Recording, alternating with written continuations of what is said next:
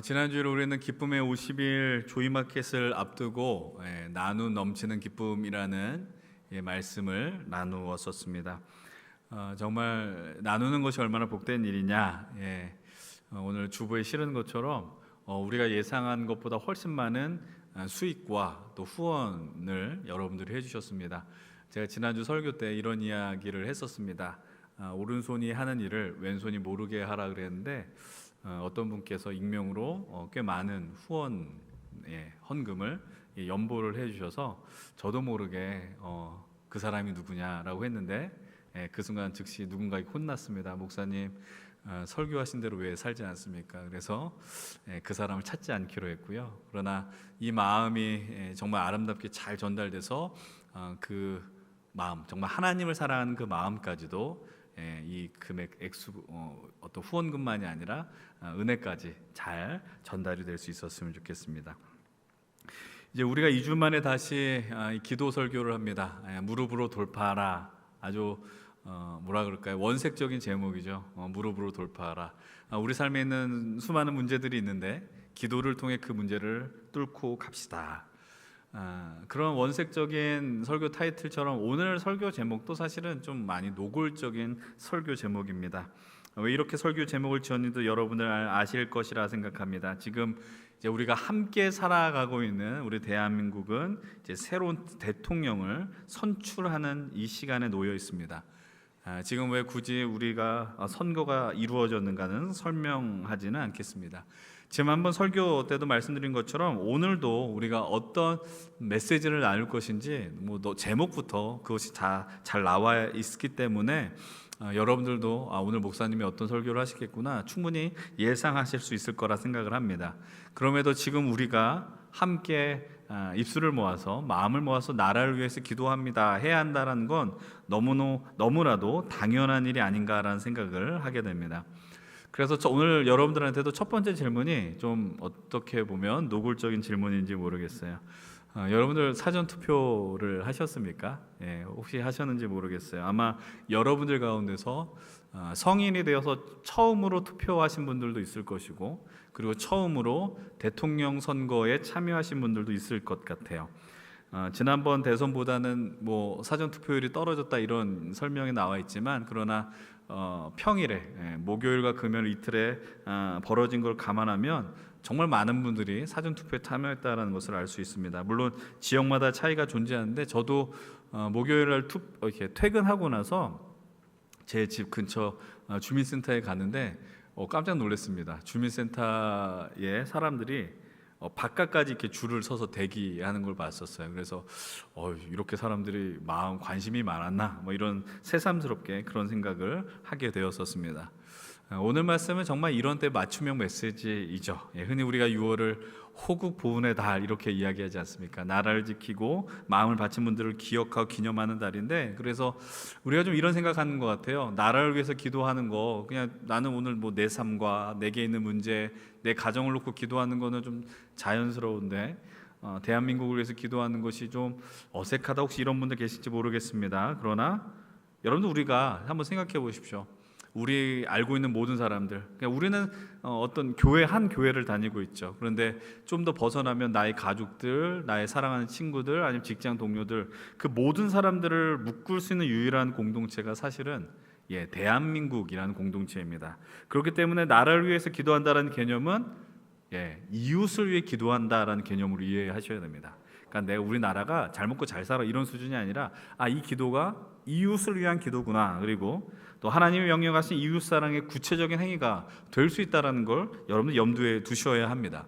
오늘 말씀은 정말로 원론적이고 하나님의 사람들이 이 시대에 어떠한 믿음의 태도를 갖고 나가야 되느냐, 그런 내용을 나누게 될 것이고, 두 번째로는 오늘 우리의 현실에 맞닿아 있는 이 현실을 믿음으로 어떻게 살아갈 것인가, 어떤 태도로 살아가야 하는가에 대한 이야기를 나누려고 합니다. 그래서 이 시대 그리스도인으로 살아가는 우리들, 대한민국을 위해 더 기도해야 할 이유를 여러분들에게 말씀을 드리려고 합니다.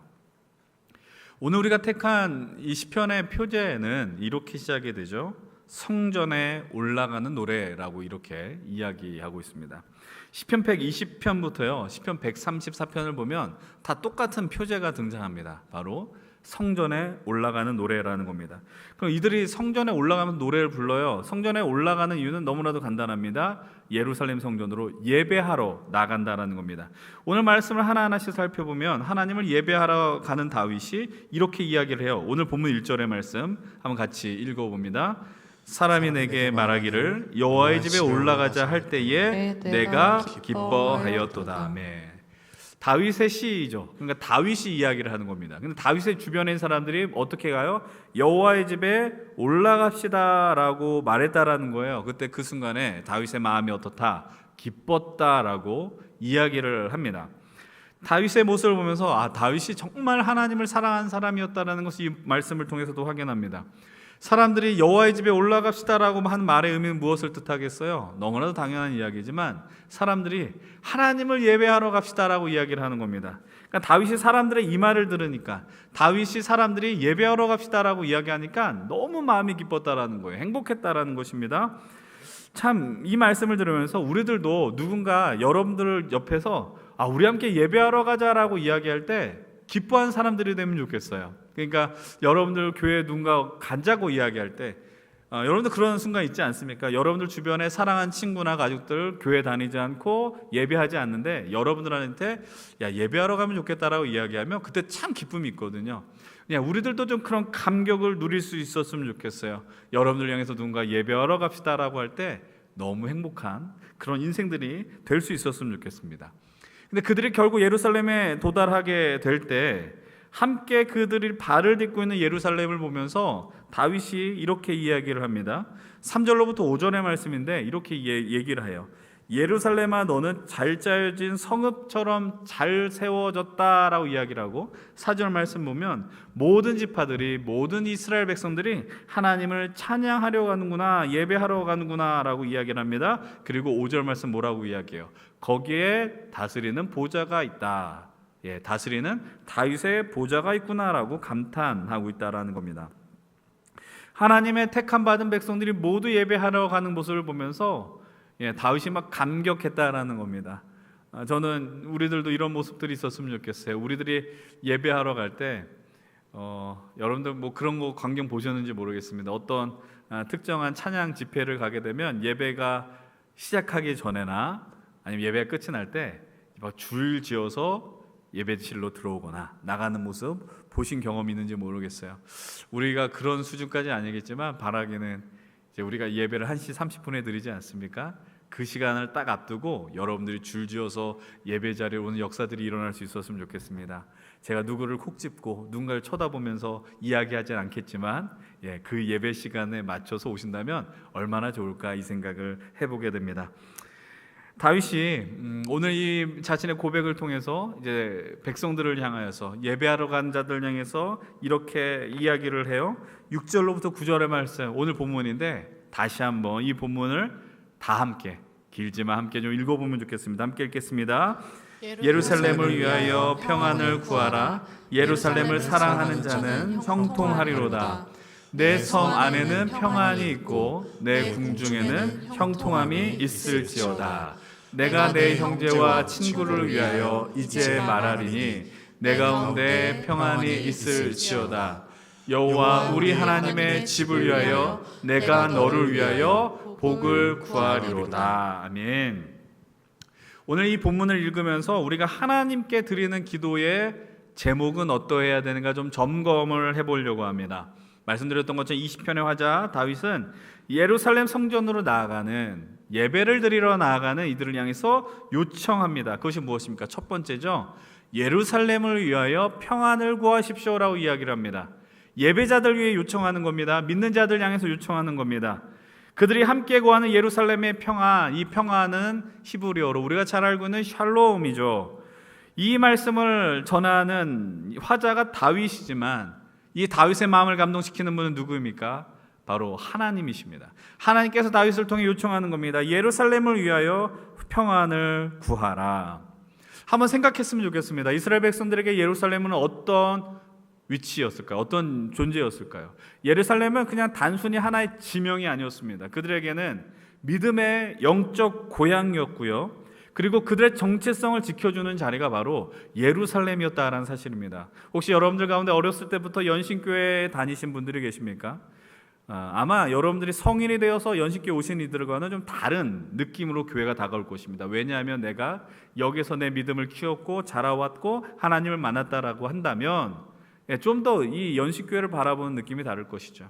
마찬가지였을 것입니다. 이스라엘 백성들이 예루살렘은 하나의 어떤 우리가 바라보는 서울, 은평구 이런 느낌이 아니라 하나님을 만나러 가는 성전이 있고 우리가 어떤 백성인지를 확인하는 그런 믿음의 고향, 영적 정체성을 확인하는 자리였다라는 겁니다.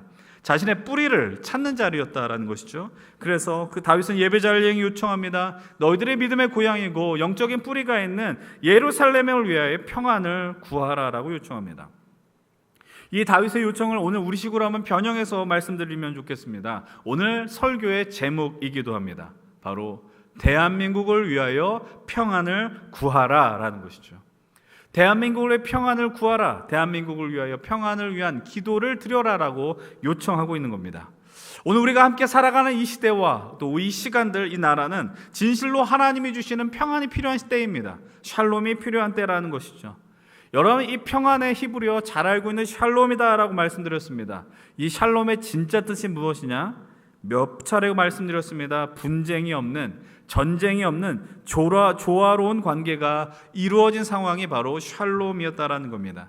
샬롬이 임한 자리엔 다툼이 없습니다. 전쟁이 없습니다. 불화가 없습니다. 이것은 하나님과 사람과의 관계만이 아닙니다. 사람과 사람과의 관계 속에서도 조화가 이루어졌다라는 것을 의미합니다. 그런데 왜 다윗이 이 시대, 또 우리가 왜 이 시대에 샬롬을 구한 이유는 무엇이겠습니까? 왜냐하면 우리가 지금 살아가는 시대에는 샬롬이, 평안이 깨어졌기 때문입니다.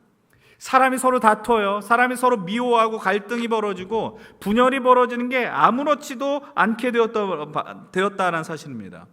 그렇기 때문에 다윗도 그러하고 오늘도 우리가 담대하게 외치고 기도해야 됩니다. 예루살렘을 위하여, 대한민국을 위하여 평안을 구해야 합니다라는 것이죠. 최근 우리가 경험한 대한민국은 어떻습니까? 제가 경험한 것과 여러분이 경험한 것 크게 차이가 없겠죠. 제가 여러분들보다 조금 더 살았죠. 조금이라고 하는 거 인정하지 않는 분들 있을 수 있겠지만 조금이라고 표현하겠습니다. 근데 지금까지 살아오면서 지독하게 이렇게 사람들이 갈등하고 분열했었던 때가 있었는가라는 생각을 해봐요. 자기 생각을 굽히지 않고 자기 생각을 관철하기 위해서 무리한 방법을 쓰고 폭력을 쓰기도 하고 상대의 말에 귀를 기울일 마음이 전혀 없는 상태가 되었다. 솔직히 말씀을 드리면 지금까지 살아오면서 이런 때가 있었는가라는 생각을 해보았다라는 겁니다. 그럼에도 불구하고 우리가 놓쳐서는 안 되는 게 있죠. 우리는 하나님을 예배하는 자입니다.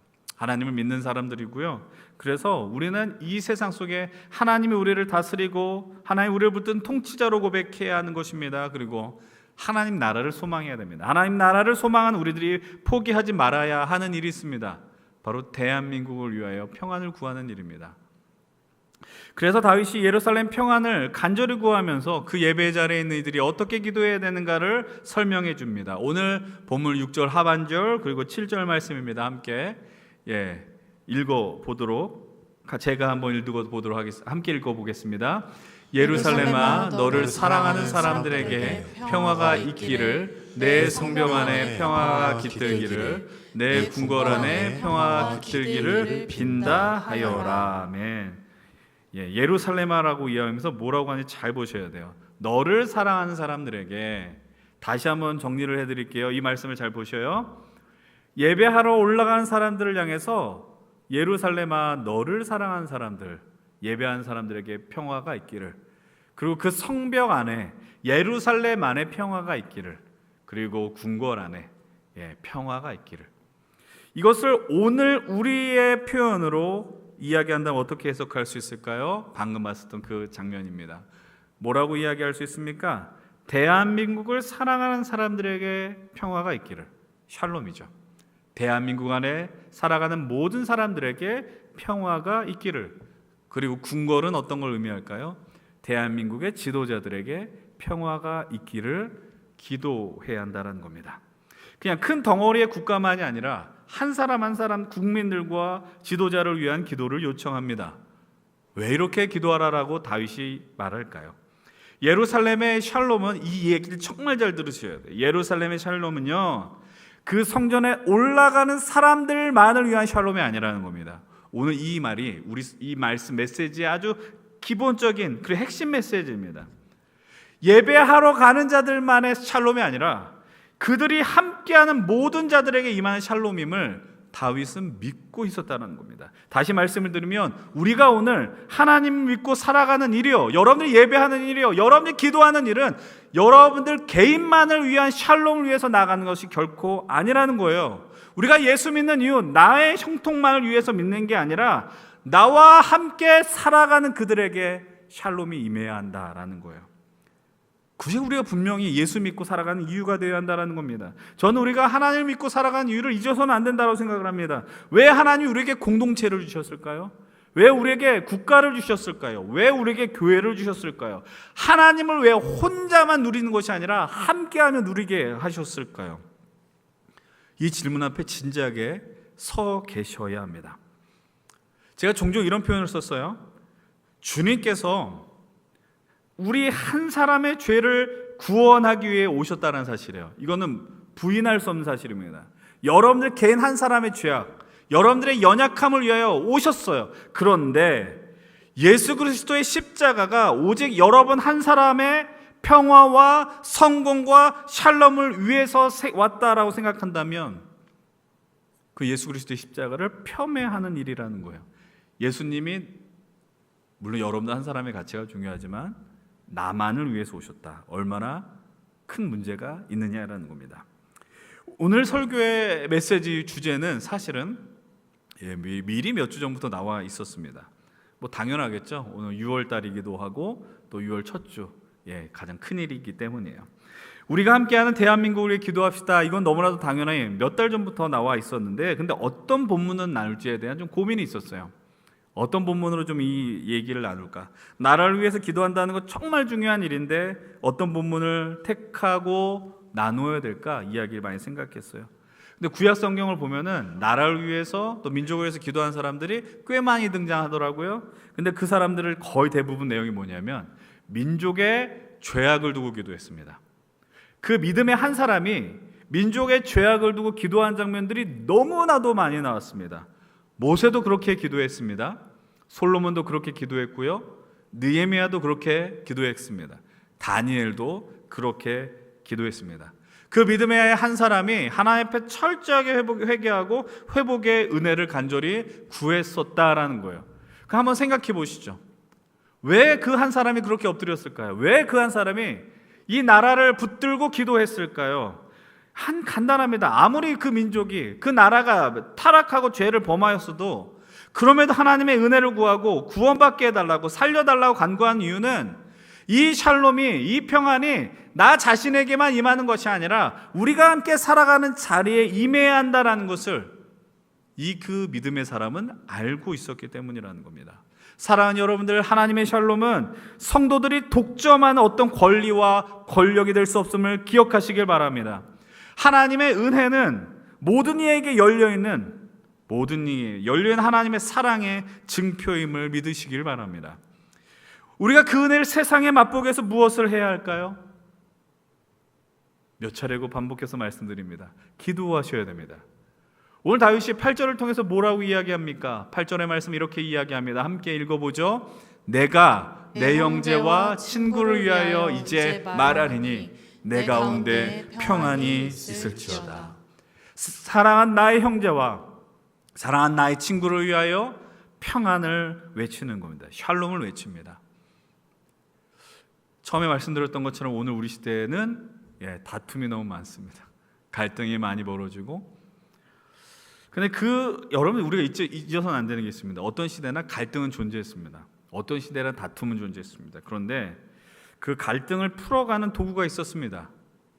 바로 정치라는 것이었습니다. 나라를 책임지는 지도자들이 그 역할을 했습니다. 하나님께서도 그런 역할을 지도자들에게 맡기셨습니다. 구약 성경에서도 왕정이라는 제도를 통해서 왕을 세우셨고 그 왕을 통해 하나님 나라를 세우도록 인도하셨습니다. 하나님께서 왕을 통해 이스라엘을 통치하게 하셨고 모든 것이 무너졌던 시대 속에 에스라를 보내시고 느헤미야 같은 지도를 통해 어려움을 극복하게 하셨습니다. 그런데 오늘 우리의 현실은 어떻습니까? 나라의 지도자가 되겠다고 한 사람들이 사람들의 갈등을 이용하는 것, 너의 편 나의 편을 가르는 것을 부끄러워하지 않는 것처럼 느껴집니다. 서로를 미워하는 것을 구경하는 것 같아요. 혐오하는 것을 그냥 이용하는 것 같아요. 누군가를 분노하는 일에 앞장서는 것 같아요. 그런데 그것이 얼마나 하나님 앞에 죄악된 일인지를 모르고 최선의 양심을 버리고 움직이는 것들을 보게 됩니다.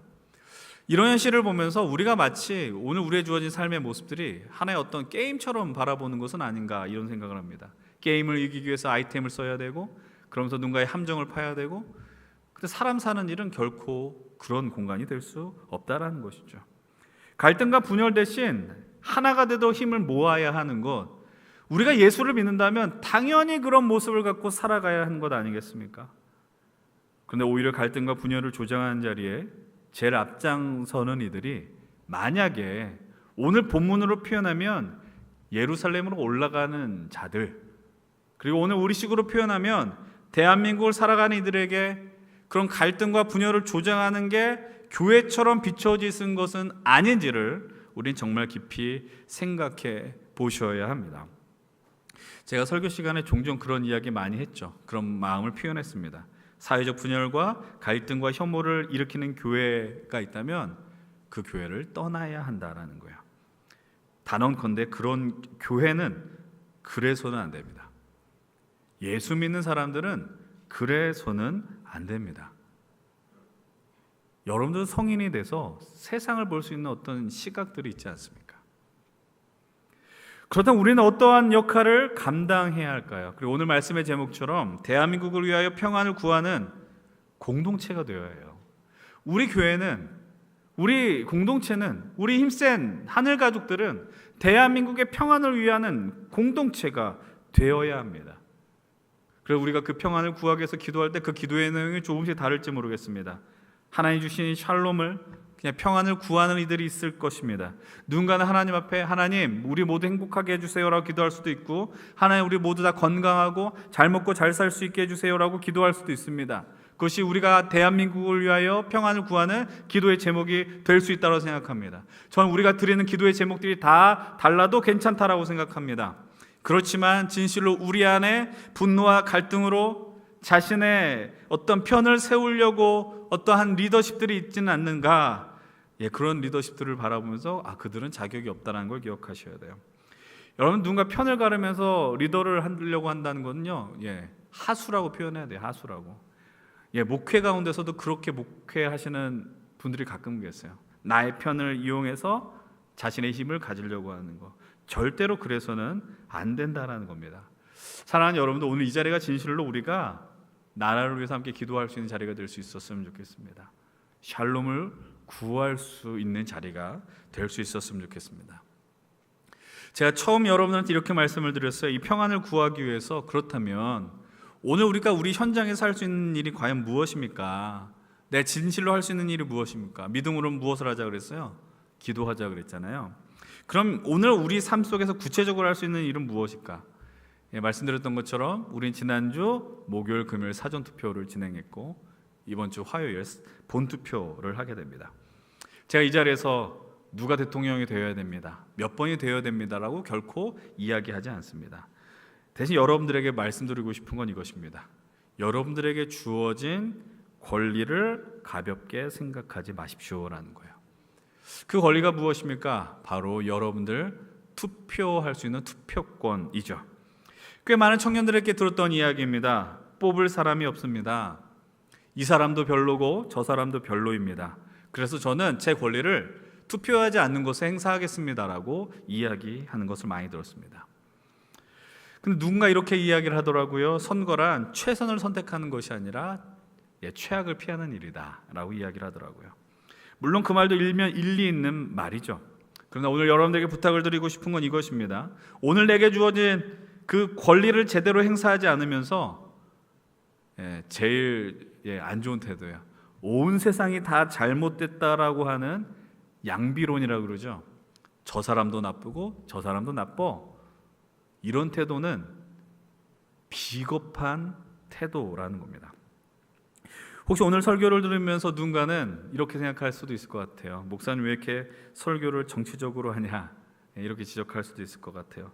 근데 제가 그렇게 이야기하는 이유는 간단합니다. 제가 여러분들만 하는 때, 제가 젊은 시절 정말 열심히 사역했습니다.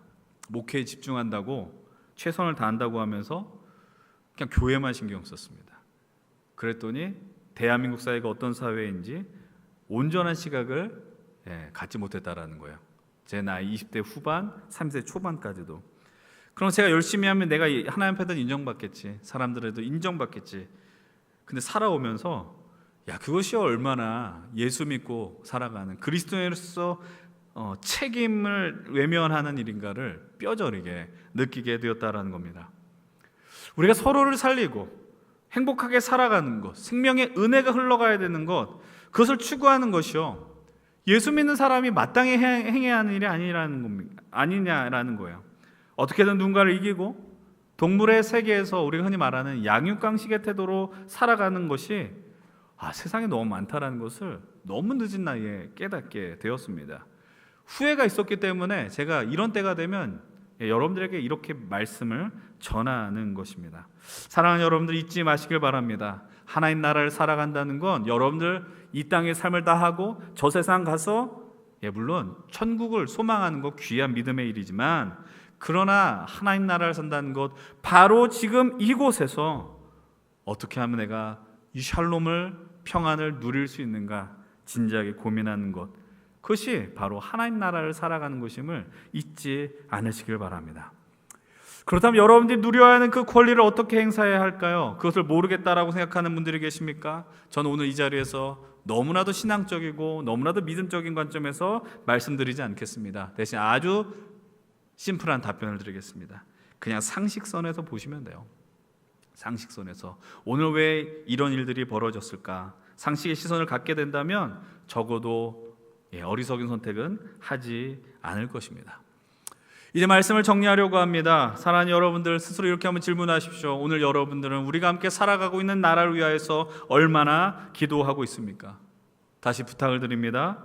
하나님이 허락하시는 샬롬은 우리들의 점유물이 아닙니다. 예수 믿는 자들, 성도들만의 샬롬을 구하는 것은 옳은 태도가 아니라는 겁니다. 오늘 말씀을 제가 준비하면서 의도하지 않았는데 아주 중요한 인사이트를 하나 발견했습니다. 제가 설교를 준비할 때 사용하는 그 프로그램이 하나 있습니다. 로고스 프로그램이라는 게 있는데, 그 프로그램에 샬롬이라는 단어를 검색했어요. 샬롬이라는 단어를 검색했는데 이런 기능이 있는지 어저께 처음 알았습니다. 흔히 말하는 마인드맵이라고 이야기하잖아요. 꼬리에 꼬리를 무는 것들, 샬롬을 검색했는데 그 선이 어떻게 연결됐냐면, 샬롬이라는 단어 앞에 조화라는 단어가 있고 뒤에 치유라는 단어가 등장을 하더라고요. 그리고 그 더 앞에는 질서가 있고, 제가 지금 복잡해서 잘랐지만 그 질서라는 단어 앞에 국가라는 단어가 떠오르게 되었다라는 겁니다. 그러면서 제가 이 생각을 하는 거예요. 국가라는 것이 함께 살아가는 자리인데, 그곳에서 질서를 이루고 사람들이 조화를 이루면 뭐가 임하냐? 평화, 샬롬이 임한다. 이렇게 해석을 했다라는 거예요. 근데 샬롬 이후에 무엇이 있다라고 등장합니까? 치유라는 단어를 보게 됐어요. 이게 제게 큰 감동이 됐어요. 그 말의 의미는 뭐냐? 전 이 도표를 이렇게 해석했습니다. 우리가 함께 어울리며 살아가는 그 나라가 있는데, 조화롭게 살아가면서 샬롬을 맛봐야 돼요. 하나님 주신 은혜 안에서 서로 사랑하고 서로 도우며 조화를 이루며 샬롬을 살아내야 돼요. 근데 인간의 욕망이 너무 지나친 나머지 그것이 깨져버렸어요.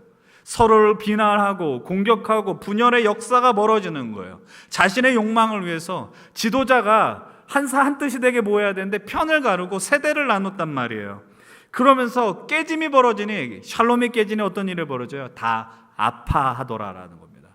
근데 그 아파할 때 우리 믿는 한 사람 한 사람들, 그리고 이 예수 그리스도 안에 있는 공동체가 해야 하는 일이 있다는 걸 깨닫게 되는 거예요. 그것이 무엇입니까? 관계가 깨어지고 그들 분열을 조장하는 사람들을 심판한 것과 동시에 우리 성도들은, 우리 교회는, 이 땅의 한국 교회들은 아파하는 자들이 하나님의 은혜로 치유될 수 있도록 그 역할을 감당해야 한다는 겁니다. 그래야지 무엇이 회복되는 겁니까? 샬롬이 이루어진다라는 사실이에요. 사랑하는 여러분, 우리가 지난주에 조이마켓을 통해서 뭐라고 이야기했어요? 나눔이라는 특권을 가집시다라고 했어요. 그 특권을 누렸더니 넘치는 기쁨이 있었어요. 여러분들, 우리 수익이 물론 후원금 포함해서 180만 원이에요. 여러분들, 우리 그날 그 전날에 우리 여전도에서 바자회했던 액수를 비교했을 때 우리가 인원 대비 어마어마하게 많은 수익을 남긴 거예요. 왜 이런 일이 벌어졌어요? 간단해요.